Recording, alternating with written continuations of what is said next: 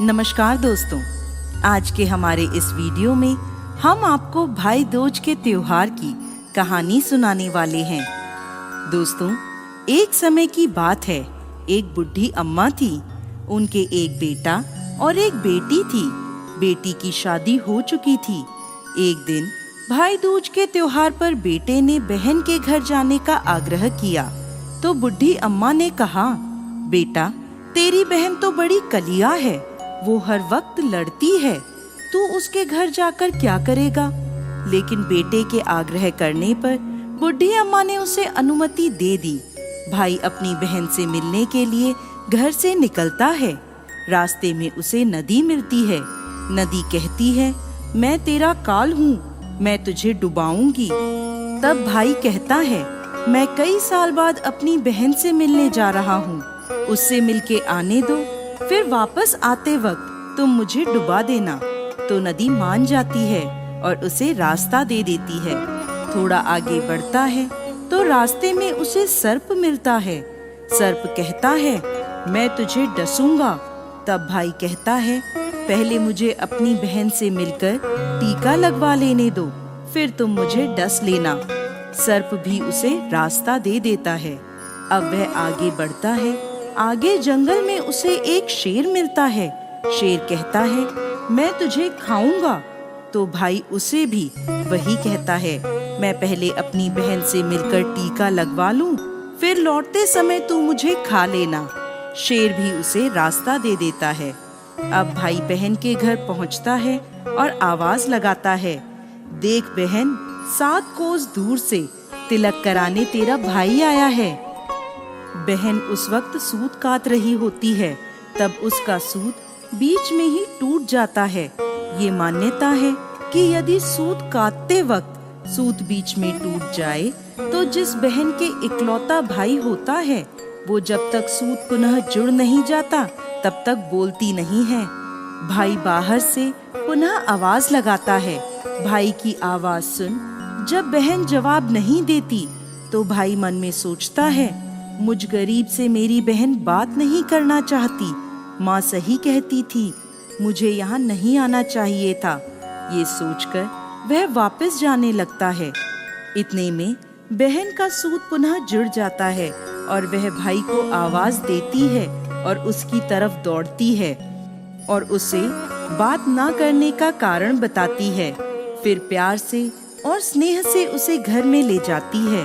अब वह अपनी सहेली पड़ोसन के घर जाती है और उससे पूछती है, सहेली, कोई जान से भी प्यारा मेहमान आए तो क्या करना चाहिए। पड़ोसन मजाक में कह देती है, तेल से चौका लगाना चाहिए और घी में चावल पकाने चाहिए। भोली बहन पड़ोसन का मजाक समझ नहीं पाती और वैसा ही करती है। अब ना तो चौका सूखता है और ना ही चावल सींचते हैं। इधर भूखा भाई उससे कहता है, बहन, भूख लगी है, खाना परोस दो। तब बहन बोली, भाई, आज ना तो चावल सींच रहे हैं और ना ही चौका सूख रहा है। भाई ने पूछा, कैसे तो तूने चौका लगाया और कैसे तूने चावल चढ़ाए। बहन बोली, मेरी सहेली पड़ोसन से पूछा था, उसने कहा, जान से प्यारा मेहमान आए तो तेल का चौका लगाना चाहिए और घी में चावल चढ़ाने चाहिए। भाई बोला, अरे मेरी भोली बहन, कभी तेल का चौका सूखा है और कभी घी में चावल पके हैं। तू पानी का चौका लगा और पानी में ही चावल चढ़ा। फिर वह ऐसा ही करती है। जब चौका सूख जाता है और चावल पक जाते हैं तब उसमें घी और शक्कर डालकर भाई को भोजन कराती है और फिर उसके तिलक करती है। कई दिन बीत जाते हैं। एक दिन भाई बोला, बहन, अब मैं घर वापस जाऊंगा, माँ अकेली है। अगले दिन सुबह बहन जल्दी उठकर गेहूं पीसकर भाई के लिए लड्डू बनाती है और कुछ लड्डू बच्चों के लिए रखकर अपने भाई को विदा करती है। सुबह जब बच्चे उठते हैं तो माँ से खाने को मांगते हैं। तब माँ उन्हें वही लड्डू दे देती है। तब वह देखती है, ये क्या, सारे लड्डू हरे रंग के हो गए। फिर वह चक्की में देखती है तो उसमें गेहूं के साथ एक सांप भी पिस गया होता है। वो उन लड्डुओं को फेंक देती है और अपने भाई के पीछे भागती है। रास्ते में एक पेड़ के नीचे उसका भाई बैठा होता है। उसे देखकर भाई बोला, क्या हुआ बहन? तो बहन पूछती है, मैंने तुझे लड्डू बांधे थे, वो कहाँ हैं? भाई बोला, तेरे लड्डू मैंने अभी नहीं खाए, पेड़ पर टंगे हैं, ले ले। वो पेड़ से लड्डू उतारती है और वहीं गड्ढा कर उन लड्डुओं को गाड़ देती है। फिर अपने भाई को सारी बात बताती है। भाई बोला, बहन तूने एक बार तो मुझे मौत से बचा लिया, लेकिन मैं पीछे कईयों को साई देकर आया हूँ। और बहन को सारी बात बताता है। वो दोनों वहाँ बैठे बात कर ही रहे होते हैं कि बहन भाई से पानी मांगती है। भाई बोला, थोड़ी दूर एक तालाब है, वहाँ से मैं अभी पानी लेकर आता हूँ। बहन बोली, मैं खुद जाती हूँ और पानी पीकर वापस आती हूँ। वो पानी पीने तालाब पर पहुँचती है तो देखती है कि वहाँ एक बुढ़िया बैठी है। वो उसके पास जाकर उससे पूछती है, माँ तुम यहाँ क्यों बैठी हो? तब वह बुढ़िया कहती है, मैं विधाता हूँ, एक बहन के भाई की तांत गढ़ रही हूँ। तब वह पूछती है, माता वो कौन भाई है? तब विधाता कहती है एक भाई जिसके प्यार में उसकी बहन ने सांप की हत्या कर दी। बहन सोचती है, ये तो मेरा ही भाई है। वह घबरा जाती है और विधाता से पूछती है, माता उस भाई को इस श्राप से बचाने के लिए क्या करना होगा? विधाता उसे बताती है कि उसकी एक बहन है, जब वह उसे गालियां दे और उसकी शादी होने तक यदि वह हर घात को टाल देती है तो उसका भाई बच सकता है। वो तुरंत अपने भाई के पास जाकर उसे कहती है, भाई मैं तुझे माँ के घर तक छोड़ने चलूंगी, लेकिन रुक, मैं अभी आती हूँ। और वो शेर के लिए मांस, सांप के लिए दूध और नदी के लिए ओढ़नी लाती है और दोनों भाई बहन आगे बढ़ते हैं। रास्ते में उन्हें पहले शेर मिलता है। जैसे ही वो भाई को खाने के लिए आगे आता है, बहन उसके आगे मांस का टुकड़ा डाल देती है। शेर मांस के टुकड़े को खाने में लग जाता है और दोनों भाई बहन आगे चलते हैं। आगे उन्हें वो सांप मिलता है। जैसे ही सांप उसे डसने के लिए आगे आता है, बहन सांप के आगे दूध का प्याला रख देती है। सांप दूध पीने लगता है। वह दोनों अब आगे चलते हैं। रास्ते में उन्हें नदी मिलती है जो भाई को डुबाने को तैयार होती है, पर बहन नदी को ओढ़नी उड़ा देती है। खुश होकर नदी रास्ता दे देती है।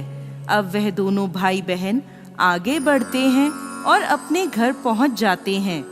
बेटी को देखकर माँ खुश हो जाती है, पर बहन उसी समय भाई को गाली देने लगती है। तब माँ बेटे से कहती है, इस कलिया बहन को क्यों ले आया? तब भाई बोलता है, माँ बहन तो बहुत अच्छी थी, पता नहीं घर आते ही इसे क्या हो गया। थोड़े दिनों में भाई का रिश्ता आता है। तब सब कहते हैं, बहन पागल तो है पर भाग्यवान है। पर जब ससुराल वाले सगाई की मिठाई लाते हैं तो बहन कहती है, इसकी मिठाई क्यों बांटते हो, पहले मेरी बांटो। कई बड़े बुजुर्ग बोले, इसे भी भाई के साथ बिठा दो। सगाई शुरू होती है, वहाँ आग लग जाती है। बहन को तो पता ही था कि उसके भाई की घात है। उसने तुरंत ही वह आग बुझा दी। अब कुछ दिन बाद शादी के कार्यक्रम शुरू होते हैं, परंतु बहन हर समय भाई के साथ रहती थी। जब भाई की निकासी होने लगी तब बहन बोली, अरे इसकी निकासी क्या करते हो, पहले मेरी निकासी करो और इसे पीछे के दरवाजे से लेकर जाओ। बहन के इतना कहते ही आगे का दरवाजा टूटकर गिर जाता है। सब कहते हैं, भले ही बहन कलिया है पर बराबर भाई की जान बचा रही है। जब भाई फेरों में बैठता है तो फिर बहन कहती है, इसकी जगह मैं फेरों में बैठूंगी। शादी के बाद जब दूल्हा दुल्हन की रात जागती है तो बहन कहती है, इसकी नहीं, पहले मेरी रात जगाओ।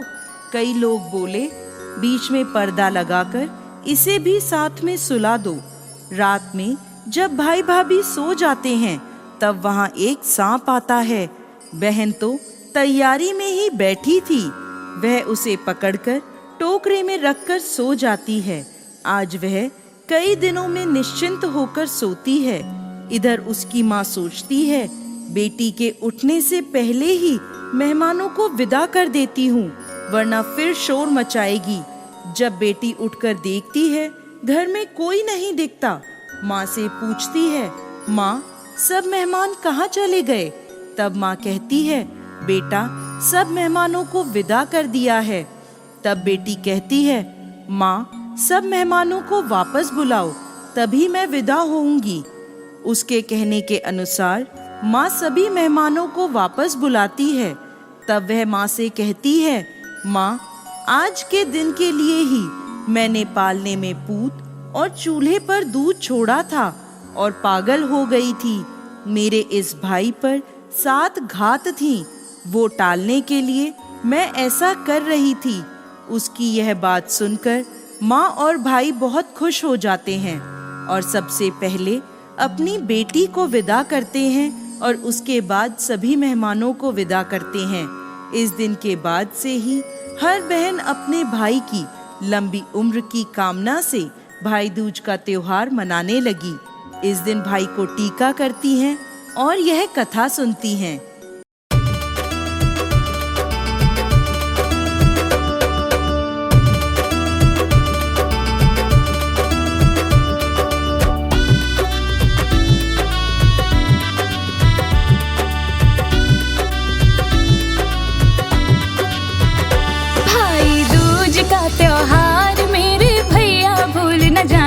भाई दूज का त्योहार मेरे भैया भूल न जाना। माथे पे तिलक लगा के तुम बहना का मान बढ़ाना। माथे पे तिलक लगा के तुम बहना का मान बढ़ाना। भाई दूज का त्योहार मेरे भैया भूल न जाना। भाई दूज का त्योहार मेरे भैया भूल न जाना।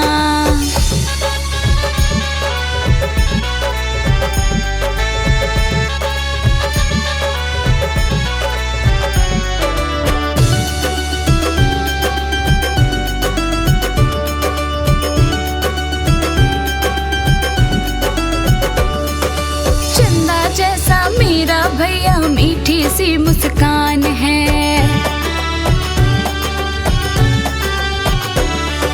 चंदा जैसा मेरा भैया मीठी सी मुस्कान है। तुझसे ही मेरे भैया मेरी ये पहचान है। अपनी बहना की आंखों में आंसू तुम ना लाना।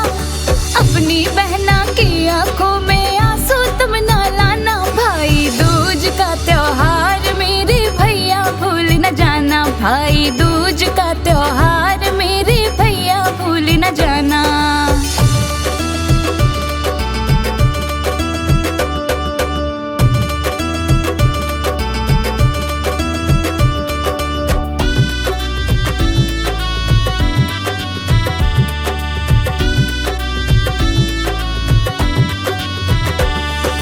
मेरे मन की बातें भैया तू तो जान जाता है।